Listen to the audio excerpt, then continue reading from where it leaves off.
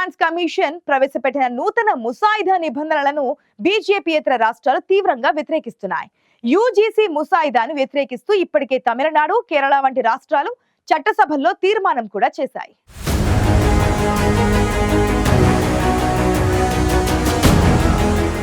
UGC విడుదల చేసిన నూతన ముసాయిదాలోని పలు అంశాలపై తీవ్ర స్థాయిలో వ్యతిరేకత వ్యక్తమవుతోంది. యూజీసీ ముసాయిదాకు వ్యతిరేకంగా డీఎంకే విద్యార్థి విభాగం ఢిల్లీలో చేపట్టిన నిరసనలకు ఇతర విపక్షాలు మద్దతిచ్చాయి.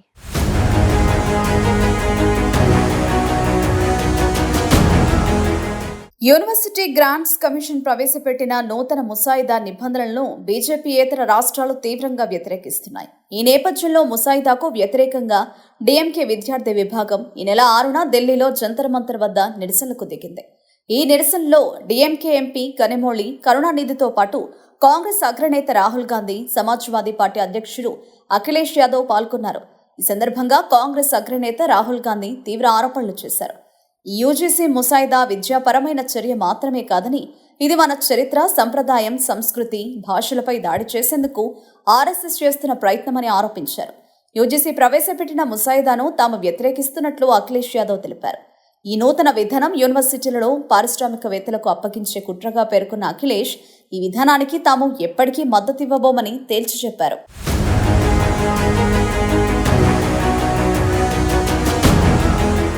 దేశంలోని యూనివర్సిటీలు, కళాశాలల్లో అధ్యాపకులు, బోధన సిబ్బంది నియామకం, పదోన్నతి, కనీస అర్హతలు, ఉన్నత విద్యలో ప్రమాణాల నిర్వహణకు మార్గదర్శకాలు 2025 పేరిట యూనివర్సిటీ గ్రాంట్స్ కమిషన్ ఇటీవల ఓ ముసాయిదాను విడుదల చేసింది. అందులోని పలు అంశాలు వివాదాస్పదమవుతున్నాయి. ఇప్పటి వరకు విశ్వవిద్యాలయాల అధిపతులైన వైస్ ఛాన్సలర్ నియామకం రాష్ట్ర ప్రభుత్వాల అధికార పరిధిలో ఉంది. నూతన ముసాయిదా ప్రకారం ఆ అధికారం ఛాన్సలర్లుగా ఉన్న గవర్నర్ల చేతిలోకి వెళుతుంది. ఈ మార్పును బీజేపీయేతర రాష్ట్ర ప్రభుత్వాలు తీవ్రంగా వ్యతిరేకిస్తున్నాయి. యూజీసీ ముసాయిదాను వ్యతిరేకిస్తూ ఇప్పటికే తమిళనాడు, కేరళ వంటి రాష్ట్రాలు చట్టసభల్లో తీర్మానం కూడా చేశాయి.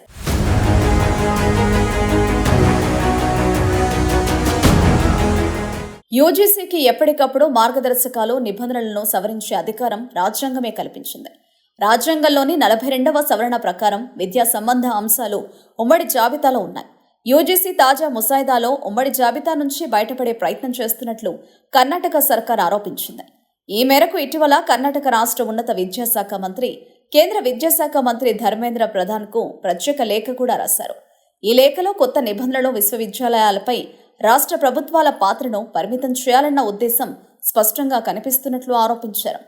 విశ్వవిద్యాలయాలకు అందే నిధుల్లో 85% రాష్ట్ర ప్రభుత్వమే సమకూరుస్తుండగా వీటి నిర్వహణలో రాష్ట్రాల జోక్యాన్ని నియంత్రించడంపై ధర్మేంద్ర ప్రధాన్కు రాసిన లేఖలో ఆక్షేపించారు.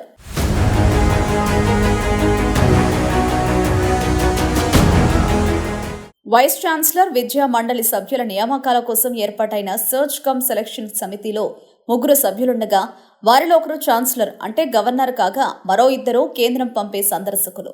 ఈ సమితిలో రాష్ట్ర ప్రభుత్వ ప్రతినిధికి అవకాశం లేదు. ఇక ఉపకులపతి అర్హతల్లోనూ కేవలం విద్యార్హతలు, ఈ రంగంలో కనీస అనుభవం మాత్రమే కాకుండా ఈ రంగంలో ప్రవేశం ఉండే విధానకర్తలు అయి ఉండాలి. బోధన సిబ్బందికి కేవలం బోధన, పరిశోధన అంశాలే కాకుండా విశ్వవిద్యాలయాల్లో చేపట్టే పరిశోధన అంశాలకు నిధులు సమకూరించే బాధ్యత కల్పించాలి. తాత్కాలిక బోధన సిబ్బంది నియామకాలు తప్పనిసరి కాకుండా అవసరం మేరకు నియామకాలు, అందులోనూ వారి వేతనాలపై స్పష్టత, న్యాయ సంబంధ కేసులు, బోధన సిబ్బందికి వేతన సంఘాల సిఫార్సుల అమలుపై కనీస ప్రస్తావన లేదు. కీలకమైన ఈ నిబంధనలో విశ్వవిద్యాలయాల్లో రాష్ట్రాల పాత్రను పరిమితమే కాకుండా అసలు లేకుండా చేయాలన్న ఉద్దేశం ఉందని కర్ణాటక ప్రభుత్వం ఆరోపిస్తోంది.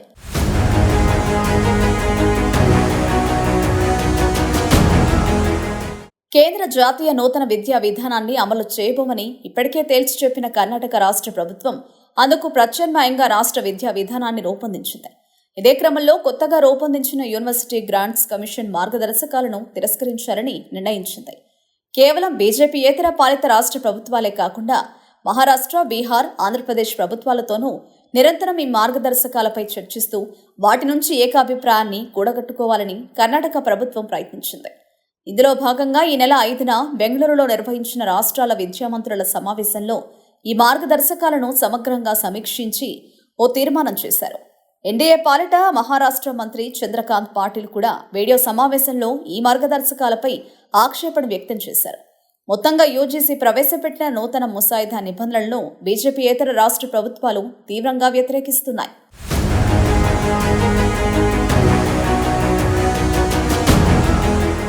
ఇప్పటి వరకు విశ్వవిద్యాలయాల అధిపతులైన వైస్ ఛాన్సలర్ల నియామకం రాష్ట్ర ప్రభుత్వాల అధికార పరిధిలో ఉంది.